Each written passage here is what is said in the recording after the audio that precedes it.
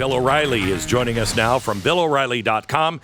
He does his No Spin Zone news every night. You can find it at BillO'Reilly.com. Bill, been a great week. We got a lot to talk about, but I want to remind you that we ended last week saying that we wanted to talk about the lawsuit that's going on with Fox that could be crippling to them. And I am hearing rumblings that network is coming apart at the seams on the inside. I don't know if that's true, but that's what I've heard. Well, I mean, there's a lot of angst. There's no doubt about it. The cross-examination of what Dominion put out there is definitely necessary if you want to form some kind of accurate portrayal of what happened. I know what happened, but I don't want to be in a position, and I don't think you do either, because we both work for FNC, of, bad-mouthing former employers. I don't like that position, but I can tell you that I do believe there are going to be big changes at that network, not right away, but there's a guy named David Rhodes, very quietly, that FNC hired. Did you pick that up? Yeah, David Rhodes. And why don't you explain who David Rhodes is?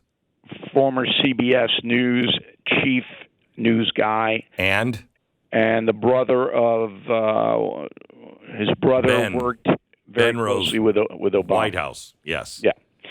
So you don't hire this guy to do the job they say he's going to do overseas Sky. I mean, that's not why he's coming in. So that's number one. And then number two, it's a different place than it was when you and I were there. Yeah. No doubt about it. Big time.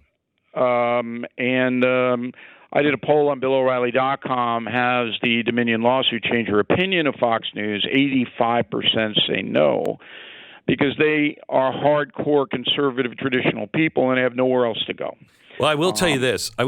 I have heard more and more people say, I don't trust it anymore. I don't watch it like I used to. They're not against Fox, but they're not like they used to be. Now, that's my audience, and our audiences are different. So, particularly the younger people, demographic, February to February, down 33% in prime time. That's a disaster. Yeah, disaster. I mean, so the younger people, the average age of the Fox News viewer right now is about 70 years old.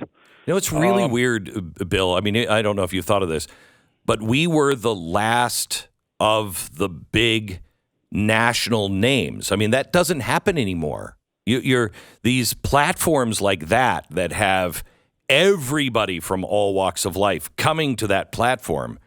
That kind of fame like you had for so long is not happening anymore. The business plan now is to cater to the choir.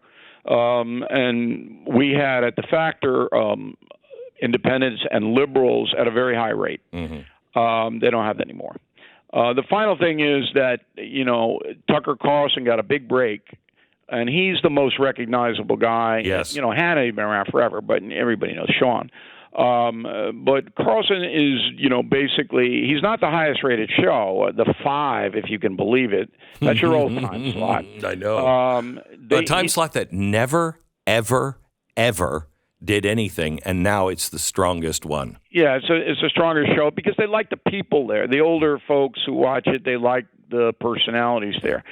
But next week when he shows the January 6th tape that was given to him by the Speaker of the House, that's a huge break for them. Yeah. Huge break. I will tell you, I'm a little disturbed by it. I mean, I'm glad he has it, and I'm going to be watching and everything else.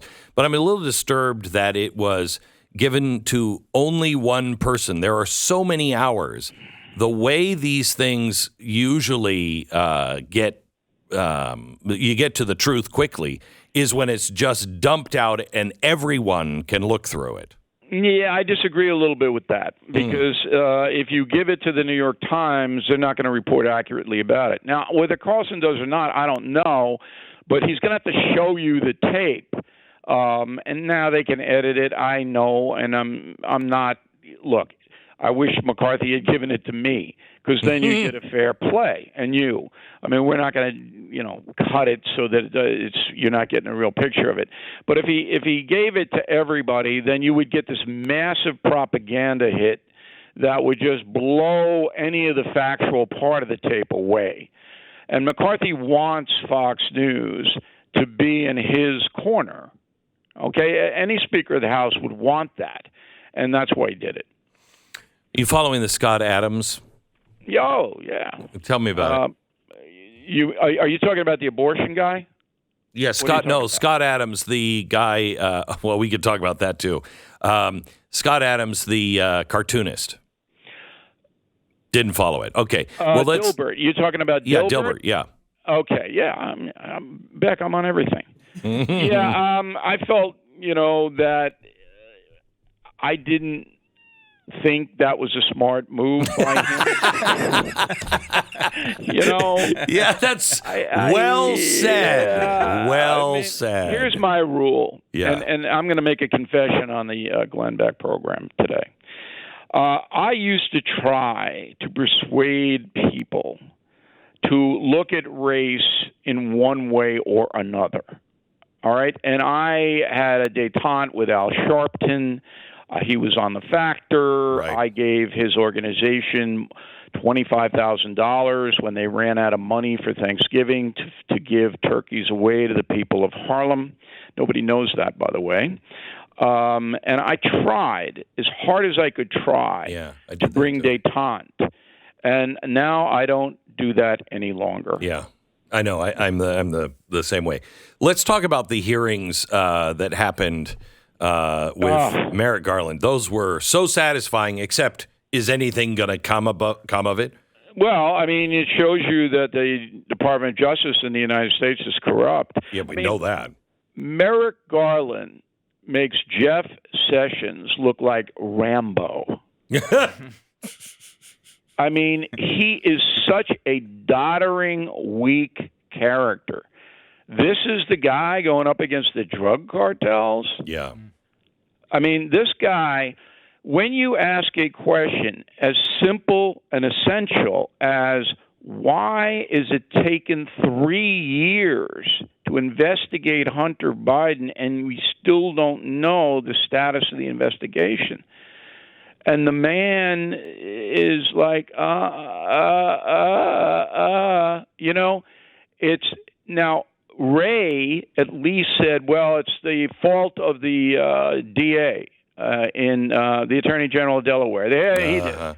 Okay, but Garland is up there, and he didn't order any arrests when he could have. Remember, he's the boss of the Justice Department. You have videotape of people standing outside Kavanaugh and Roberts' homes. Right. Protesting the abortion ruling. You have their faces. You know who they are. All right. And you let it go. He said that's because the marshals make that kind of a decision. But they don't make the call. I know that. That's not true. I know. The prosecutorial call is made by the Attorney General. All he had to do was order the marshals or the FBI to bring these people in. And he did not do it because the Biden administration told him not to do it because they want to curry favor with the pro-abortion crew. So, Bill, that testimony was incredible, and clearly there were falsehoods told in it. The lady who was up for the National Archivist role, she out and out lied under oath and provable, and it was astounding, that testimony. Would any of that, do you remember the days when you wouldn't want to be called in front of Congress because Congress has so much power? If they say you're lying or whatever, they can do whatever they want to you, pretty much. And there was some fear, you got to be really careful. These people are openly lying under oath and nothing's happening to them. Yeah, I mean, that started under Obama with his attorney general right. On the Fast and Furious gun thing. And they said, look, you have to turn over all. And he said, no, I'm not going to do it. Hold her. And once Congress walked away from that, that was over. It was over. So now, you're right. The lawyers tell the people, the government people going in to testify in these committees, here's what you say. All right, and we can weasel you out of it if they come at you, but they probably won't. So here's what you say. I mean, we never got anything from Lois Lerner. Remember Lois Lerner, the IRS Cincinnati person who was persecuting the right-wing groups? Yeah. Nothing.